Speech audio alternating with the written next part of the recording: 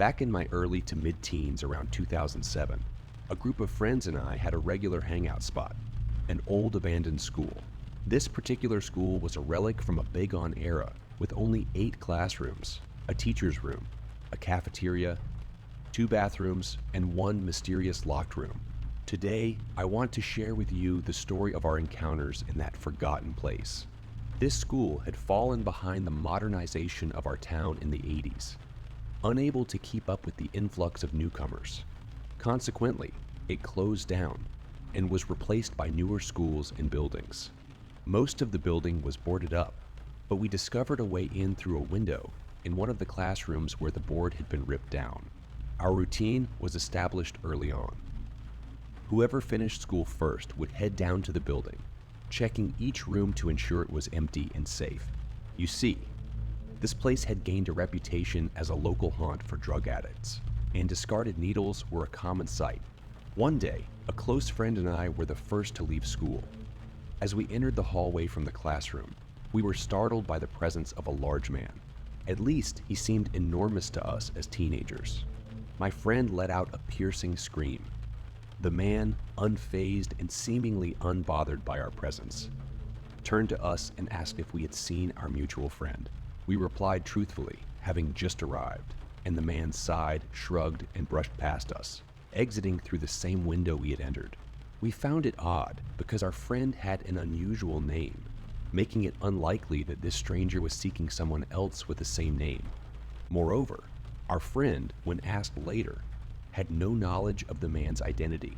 This encounter left us unsettled, and we avoided the place for several months.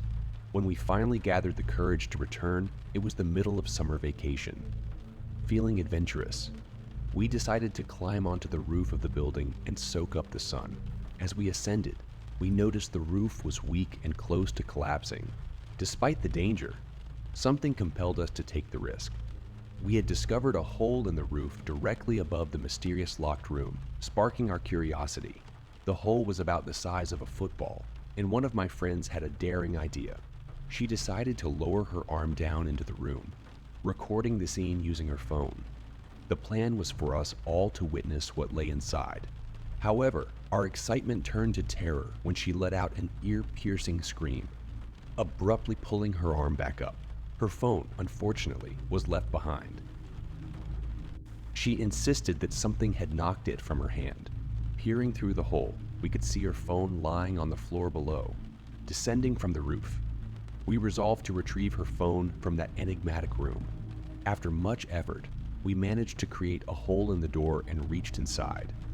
To our surprise, the door opened easily from the inside. As we stepped into the room, we were met with an eerie silence. The sight before us remains etched in my memory to this day. The room was approximately 4 by 4 meters, with solid concrete floors and walls. In the corner near the entrance were 2 metal bowls resting on the floor. At the back of the room, 5 chains dangled from the wall 4, with cuffs of equal size and 1 larger one, reminiscent of a neck restraint. Needless to say, we swiftly retrieved my friend's phone and left the place in haste, consumed by a mix of fear and curiosity. Though the room had frightened us, it also ignited a spark of intrigue. That very night, after much discussion, we decided to revisit the school and examine the room again the following day. However, when we returned, we found the door locked once more. Someone had covered the hole we had made with a large wooden board nailed to the door. Disappointed and apprehensive, we left the scene, never to return again.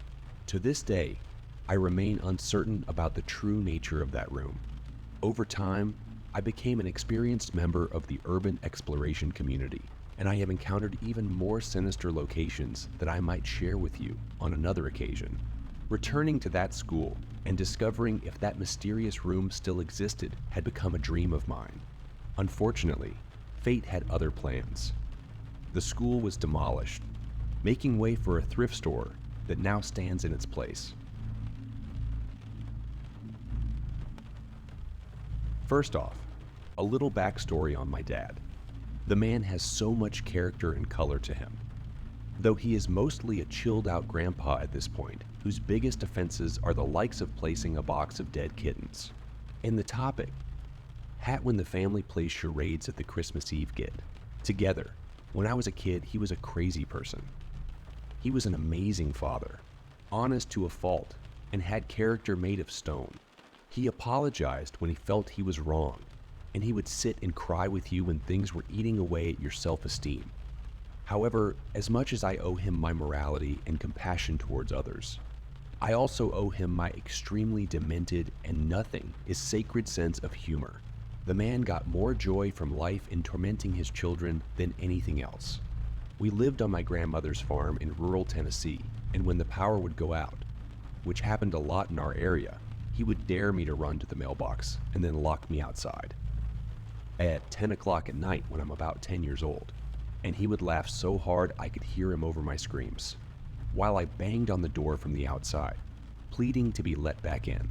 He was the type of dad to wake you up in the morning by revving a chainsaw, change the clocks in the house to make you get ready for school at 2 a.m., and stand on the front porch in his tidy whities while you were getting on the bus in the morning and yell, "I love you. I'm gonna miss you so bad," in a voice that could only imply that he was suffering from severe brain damage. In other words, he was always looking for a way to scare you, embarrass you, or just make you have such a crazy, unexpected experience that you would be guaranteed to remember him forever. And it worked. I love that man. Now, that was needed for context. And this story takes place in my second to last year on my grandmother's farm. I was 17 and had been working a job in my small town stocking beer coolers and mopping floors at the local gas station. I was driving home from work in my little truck at about 10 p.m. And as I pulled into the driveway, my headlights shone up the hill to my grandmother's house and panned down the hill to the edge of our single, wide mobile home. I stopped immediately. All 4 tires in the driveway, pointing straight to end of that straight stretch of gravel. I could see my dad, his old flatbed truck, and my step. Mother's minivan were parked pointing to the left. At the base of our trailer, he was standing behind them with his back to my headlights. Our chocolate lab, Cassie, sat at his feet, staring intently at him, paying no attention to the vehicle entering her territory, which was highly unlike her. I only stopped because it was so late, and so unusual for my dad to be outside at this time. It was in the middle of the week. He was usually passed out in his recliner, wearing nothing but his underwear with the History Channel quietly rambling on about the Civil War by this time. I slowly proceeded down the drive. Our driveway was about half a football field in length, and as I drove slowly toward the bottom of the drive, my dad began to walk, still with his back turned to me, and stepped behind the vehicles, the height of my stepmom's van fully concealing him. It took another 15 seconds from that point for me to reach the end of the drive, and I pulled my truck in on the side of his flatbed, leaving me closest to the road. I grabbed my big gulp and got out of the truck. "Dad?" No response. "Dad?" Still nothing. Immediately, I got a bit creeped out, but then thought to myself nearly as quick, this dude is trying to scare me again. He must think I didn't see him. I got down on my knee and peered under the vehicles. His left boot, unmistakable. Cassie's back legs and butt right beside him, tail tucked between her legs. I hollered out, "You're doing a crappy job of hiding, Dad. I can see your boot sticking out from behind the tire on the van." I watched as his left boot slowly slid to the right until it was concealed behind the tire with the other. Still no response. I called for the dog, Cassie. She turned and literally scurried beneath the vehicles to get to me as if she was under heavy gunfire. She was whimpering when she got to me and acting very strange, as if she was terrified. She was acting how I would imagine a dog would act if they were constantly beat on, and I had never seen her behave that way before. When she got to me and I placed my hand on her, you could almost hear her breathe a sigh of relief. She was sticking to my legs like glue, and as I was still down on one knee and a bit off balance, she nearly knocked me over. I pet on her for a moment and tried to comfort her, but she seemed like she was afraid of something. With her tail still tucked between her legs, she pushed herself in between my legs as I stood up. It was after seeing how timid and odd Cassie was acting that I decided that I may be misreading the situation, and I might need to get into the house. My dad was surely a prankster, but when he was caught, he was caught. He never drug things out once we caught on. He would come out and say something like, "I guess you kids ain't as gullible as you used to be. I'm gonna have to start stepping it up a notch." Dad didn't drink much, and never got drunk really. But I couldn't think of what the root of this odd behavior could possibly be, and it really started to weird me out. I made one last attempt at communication. "Dad, I know you're there. I saw you when I pulled in the driveway. The jig is up. What are you doing out here?" No response. I started around the front of my truck to round the vehicles and walk over to him. Cassie began to panic and whimper loudly, still glued to the inside of my ankles, crouched to the gravel with her head darting back and forth wildly. I stopped in front of my truck. I stand there for another moment in silence, waiting for something, but not sure what, and then announce, "Well, I'm heading in. See you in a bit, weirdo." I turn to walk to the front porch, unconsciously building speed as I hit the first step. Cassie drops back and doesn't follow me onto the porch, but seems to sort of stand guard at the foot of the steps. Keys in hand, I'm already searching for the deadbolt key. Panic is building in my chest, but I'm not sure why. I hurriedly unlock the door and jump into the house, swing around and slam the door behind me, locking the deadbolt all in one fluid motion. From behind me, I hear a voice yell, "Help!" I spin around. My big gulp drops to the floor and explodes across the living room floor. There sits my dad, in his underwear, sitting up from a deep sleep in his recliner. I begin to hyperventilate and yell through gasps of air that there is a man in the driveway hiding behind the van. "I thought he was you." I was talking to him, Dad. I nearly collapsed into the floor. Within 15 seconds, my dad is running out the back door of the house with a spotlight and a handgun, still wearing nothing but his underwear. He was outside for what felt like forever.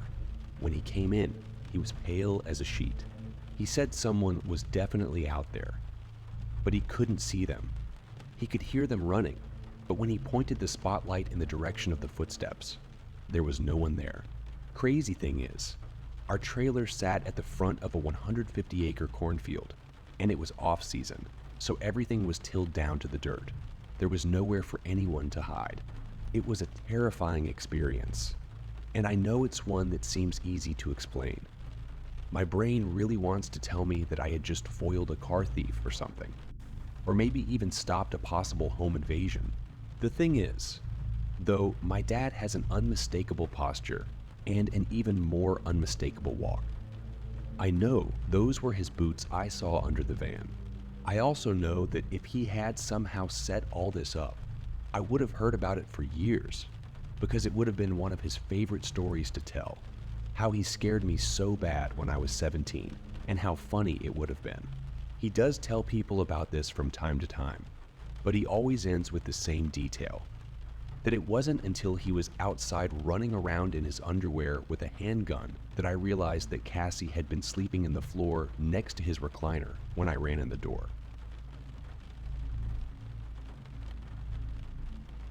Okay, fair warning. This one is long as hell. Apologies for that, but this is very hard for me, and I have been carrying it for a lot of years. On the advice of my therapist, I've written it all out to try to work out my feelings on it.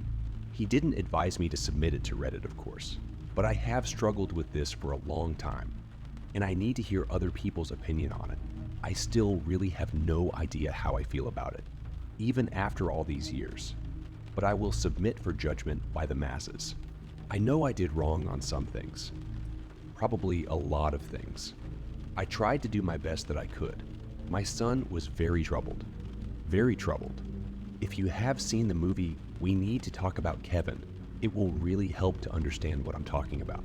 Because I swear to God, when I watched that film, I thought I was watching a documentary of my life. I felt like the writer must have had cameras hidden in my damn house. That's how accurate it was. The only difference is that in the movie, the boy appears normal to his father and only reveals his true nature to his mother. With my son, he didn't have that mask. His insane behavior was the same with everyone. From the day he was born, my son just came out wrong. He was planned. My wife and I tried to get pregnant and were ecstatic when he was born. He was wanted and loved. We showered affection on him and really tried to give him a happy childhood.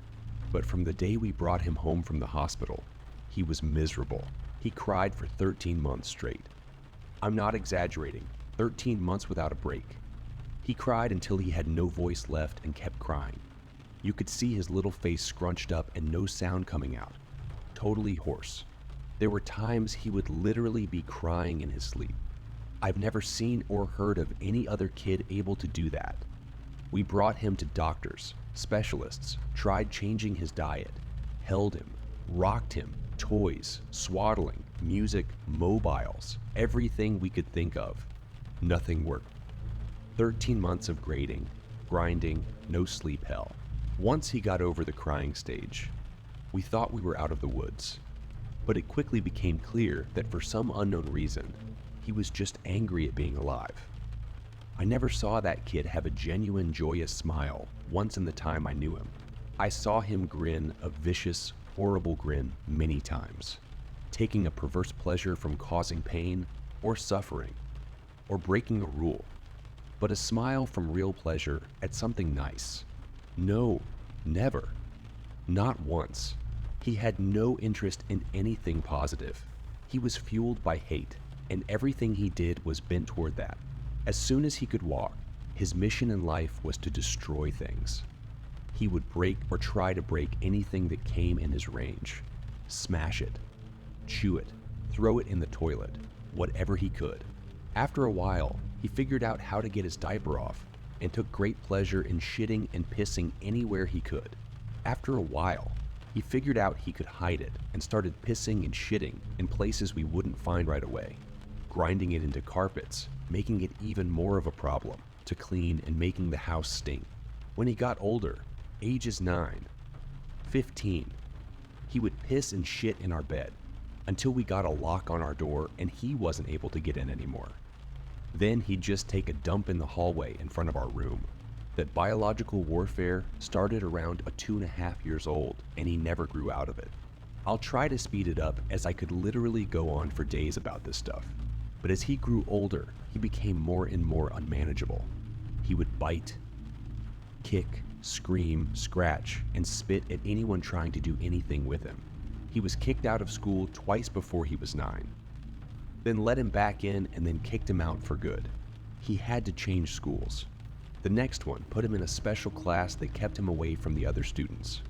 We had to install a door and lock on the kitchen because he would steal knives and use them to gouge the walls, furniture, or chase people with them.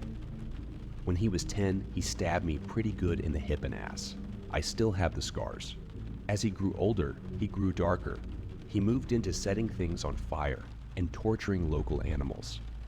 There was a stray dog that hung out around the park near our house. My son blinded it in one eye with a bog fork. He would dip cats' tails in gasoline and light them on fire. He became a violent, stinking, vicious beast that lived in our house. We couldn't do anything with him. I will take this opportunity to preempt the tsunami of messages. Yes, we had the kid in fucking therapy. He saw a psychiatrist twice a week and had God knows how many different medications prescribed to him over the years. Nothing worked. Therapy didn't work. Meds didn't work. Nothing fucking worked. He was like a poison cloud of hate and fury lashing out at anything in his reach. When my son was 16, my wife got pregnant again. I can't tell you how different our reaction was. Instead of joy, we felt horror. This pregnancy had not been planned, and we really were at a loss over what to do. My son had been such an unending nightmare for 16 years. We couldn't take the idea of starting again from the beginning. We talked a lot about terminating. But, access to abortion was not as easy in those days as it is now. And B, my wife was very against it. We talked about many options. In the end, we decided that my wife would have the baby, and if it turned out evil, We would put it up for adoption. We knew we just couldn't do it again with another child like our son. We had a daughter. She was normal. Suddenly, we saw what our lives should have been like the whole time, how things would have been had our son not been himself.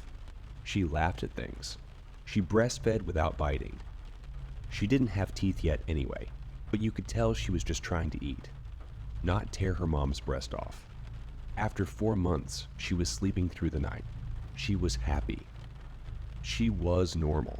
I can't describe the relief and happiness that we both felt. I don't have the words for it. This where I believe I may have started really pulling back from my son. Up until that time, whatever mistakes I made, I had always tried to do the best for my son. I am convinced of that. I tried to help him and love him and care for him. I really tried. But when my daughter was born, my wife and I both instinctively just turned toward her.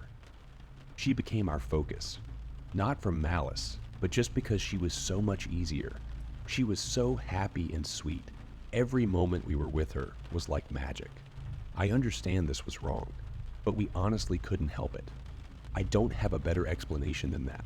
My son hadn't given a shit about my wife being pregnant. I honestly don't know if he really understood it, but when we brought our daughter home, he started acting out even more. I didn't think it was possible, but he took it up another notch. At this time, he was 17, and we were having blowout, screaming matches daily. Usually after we fought, he would storm out of the house and disappear for hours at a time, or come back the next morning. It was a relief. I started to actually look forward to our fights because it would get him away from us for a while. After the birth of our daughter, my relationship with my son was almost entirely gone. Our only real interactions were screaming at each other. My wife was even worse with him. She just had nothing left. By that time, if our son even came into the same room as her, she would just stop whatever she was doing and start screaming, "Get the fuck away from me. Get the fuck away from me. Get away. Get the fuck out," until he left. He started spending more and more time out of the house, which was a blessing for us. I have no idea what he got up to out in the world, but we were just happy it wasn't being inflicted on us. As a consequence of our son's behavior, we had invested heavily in locks around our house. All of the cheap, thin interior doors in our home had been replaced with thick, dense wood doors that couldn't be kicked through, equipped with keyed locks that my wife and I carried keys to. I know it sounds extreme, but locks and heavy doors were the best way we had found to create safe spaces from him. And again, before I'm inundated with messages, I was not locking my son in rooms like a prisoner. He had free reign of the house and could come and go as he pleased. My wife and I would lock ourselves in rooms to protect ourselves from him. If anything, we were the prisoners in our own home. On the day in question, I had fought with my son in the morning, and he had left the house in a rage. My wife and I were enjoying some peace and quiet in the kitchen while our daughter napped in our bedroom. And then my daughter began crying. Any parent who has young children can tell you, you get used to your child's cries and you can tell after a while what they need. They cry differently if they're hungry, or need changing, or are just restless and want to be held. Babies can communicate pretty well before they can speak. This cry was none of those things. This cry was terror. The second we heard it, my wife and I were both up out of our chairs and running to the room. The door was locked, of course, and it took a few seconds to get the right key and get it open. My son was in the room. I have no idea where he got it. It wasn't one of ours. We controlled our knives very carefully and always kept them in locked drawers. I think he may have stolen it from one of our neighbors' houses. He had broken her skin twice already, once in the belly area and once on her arm. I could see blood running down. When I entered the room, he was dragging the back of the knife down her face, not cutting, almost tickling her with it, teasing her while she screamed. He looked up at us and smiled. Before I knew what I was doing, I was already moving, running to put myself between them. I didn't think about it. I just moved instinctively. Even with that, my wife got there faster. It was like a movie on fast forward. She got to our son and bashed his hand away. knocking the knife across the room, and then shoved him with her whole body weight, so hard that he flew away from the crib and bounced off the wall. I picked up my daughter and held her while my wife screened us. I could see her shaking, almost convulsing. I can remember the smell of the room, the sound of my daughter screaming and wailing, the look on my son's face as he stood there. Just nothing. Blank, dead. There was nothing in his eyes, no emotion. He looked like an alien to me. I watched my wife take a step toward him. I could have reached out and stopped her, but I didn't. She stepped forward again, very close to him. I could have stopped her again, but I didn't. She waited, looking at him for maybe 3 to 5 seconds without moving, and then she punched him in the face. Now, until this point, you may have been picturing my wife as a typical woman. Small frame, dainty, delicate. This is not the case. My wife does have a small frame, but dainty and delicate, she is not. Never has been since I've known her. Since her early teens, my wife has been a boxer. Emma didn't exist back then, but karate and boxing were big in those days, and my wife was a very talented amateur. She was about 130 pounds. She carried a lot of muscle, and she knew how to punch. I had 70 pounds on her back then, and I have no doubt that in a real fight between me and her, she could have and would have pounded me flat. Neither of us had ever laid a hand on our son in anger before, but something broke in her that day, and all the years of anger and pain and sorrow and frustration just came pouring out. When she hit him, his head snapped back and blood started pouring out of his nose. He hardly reacted. He just looked at her with this shocked expression, like he didn't know how to process what had just happened. She waited another second, and then she hit him again. I could have reached out and stopped her. I could have dragged her out of the room, taken her away, calmed her. I didn't. I just stood there and watched while she systematically started to pound him to a pulp. Every time he brought his hands to cover one part, she would blast him somewhere else. Body, head, over and over. He started screaming, crying out, yelling for her to stop. It's the most genuine reaction I'd ever seen him have to anything in his whole life. But she wasn't stopping. I watched her ramping up, hitting harder, faster, working him like a heavy bag. He tried to swing at her, and she slipped him easily. She was on autopilot, sinking down into her training. I stood there watching for a minute. Then I turned my back on them and took my daughter out of the room. I brought my daughter to the kitchen and gave her a bath in the sink. I found that he had cut her a 3rd time on the sole of her foot. All the cuts were superficial.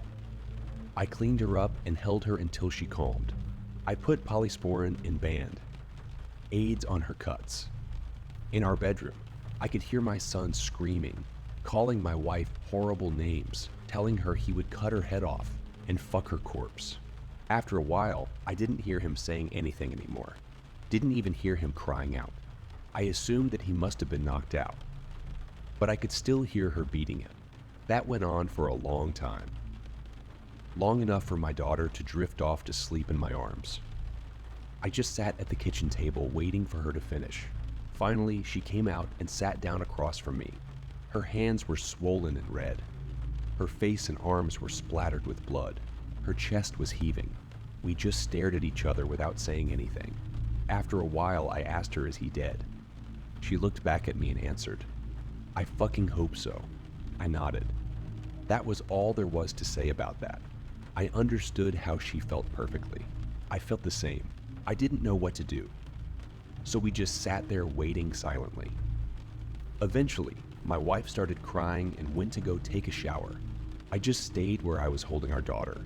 After a long while, I heard moaning and sobbing coming from our room. It turned out that my son wasn't dead. I went in to see how bad it was, and it was pretty bad. I've never seen a more merciless beating laid onto anyone, before or since. He was lying on the floor, rolling around with blood leaking out of his face, lying in a pool of vomit. His nose was squashed flat out across his face. Both of his eyes were completely swollen shut and starting to blacken already. I could see that a couple of his fingers were bent out at weird angles. and he had pissed his pants. I think he must have been missing teeth, but I couldn't see any on the floor, and I couldn't see inside his mouth. His lips were all puffed up and swollen.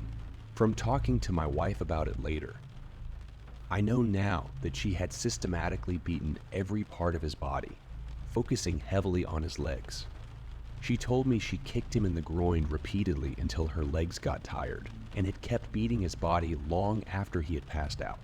When my wife came out of the shower, I still didn't know what to do about our son. I didn't know whether to call the police or an ambulance, take him to the hospital myself. I honestly didn't have any idea what to do. After a while, I realized that I simply didn't care what happened to him anymore, and we decided to just let him live or die on his own. There was an in-law suite in the basement that we had never really used, and my wife, my daughter, and I just moved down there. We simply ceded the top floor of the house to my son and locked everything down, separated our lives entirely. There was plenty of food in the upstairs cabinets, enough for a couple weeks or more. He had a washroom and bedrooms to use. We had a washroom in the basement, a small kitchenette, and a separate entrance, so we just stopped going upstairs. We just decided we were done with him. I figured we'd let his food run out and see what happened. Over the next week, we could hear him moving around upstairs sometimes. I think he just spent most of time lying in bed recovering. I went to work, watching on high alert in case he attacked me in the driveway, but he never did. My wife stayed home with our daughter. She was never out of our sight. One night we heard him going ballistic, smashing things and banging. We didn't respond. He never tried to get downstairs or get near us though. I think he was afraid that if he got near us again, my wife might finish the job on him. After 3 weeks down in the basement, we hadn't heard anything from up above for a few days, and I ventured upstairs to the main floor of the house. The place was demolished, and there was no sign of my son. It took months to repair the damage he had done and get the main floor back to normal again. There was food and shit smeared all over the walls and broken glass on the floor, big holes in the drywall. He had ripped the place apart.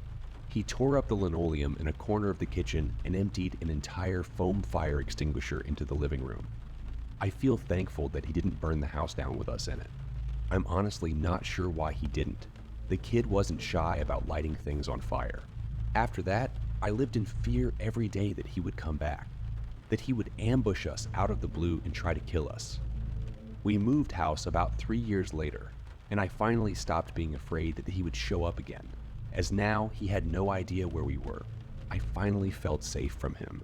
All this happened a long time ago. My son was born in the spring of 1971. My daughter was born in '88. I'm an old man now. I'll be 70 this year, and my wife passed from cancer in 2016. My daughter is 30 now. I moved in with her and her husband after my wife passed. I've got 2 granddaughters, and they are the joy of my life. I see a therapist a couple times a month to talk about all this. I don't know where my son is. The last time I saw him was when he was lying on the floor of our bedroom, bleeding and smashed. I haven't heard from him since he left. More than 30 years now. I don't want to. I carry a lot of guilt from that time and a lot of conflicted emotions. I didn't beat him myself, but I allowed him to be beaten, and I thought he deserved it. I was happy it happened. I didn't try to kill him, but I would have been happy if he died. I will say that I do hope he was able to overcome his demons and go live a normal life somewhere. If he wasn't able to do that, if he stayed the way he was, then I truly do hope someone out there killed him. When I knew him, he was a rabid dog, and whichever way it went, I just hope he isn't still out there hurting anyone else.